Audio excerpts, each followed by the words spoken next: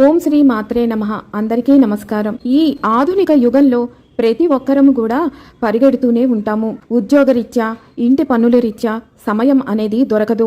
వారాహి అమ్మవారి సహస్ర నామాలను పఠించటానికి సమయం మనకి సరిపోదు. అందుకే పురాణాల ప్రకారం, పండితులు చెప్పిన దాని ప్రకారం అమ్మవారి 7 నామాలను మనం నిత్యము కనుక పఠిస్తే వాటి ఫలితం అంతా ఇంత అని చెప్పలేము. విశేషమైన ఫలితం లభిస్తుంది. వీటిని శ్రీ వారాహి విశేష నామావళి అని కూడా అంటారు.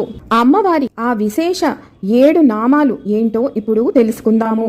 శ్రీ దశభుజాయై నమః, శ్రీ అష్టాదశభుజాయై నమః, శ్రీ బీజ ప్రేరితాయై నమః, శ్రీ కిరాత వారాహ్యై నమః, శ్రీ ధూమ్ర వారాహ్యై నమః, శ్రీ లఘు వారాహ్యై నమః, శ్రీ సింహ వారాహ్యై నమః.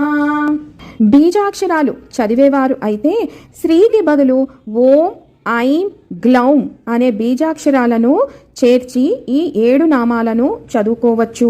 విన్నారు కదా, వారాహి అమ్మవారి ఎంతో శక్తివంతమైన విశేష నామావళి. మరొక వీడియోతో మళ్ళీ మిమ్మల్ని అందరినీ కలుసుకుంటాను. సెలవు మరి. సర్వం ఈశ్వరార్పణమస్తు. స్వస్తి.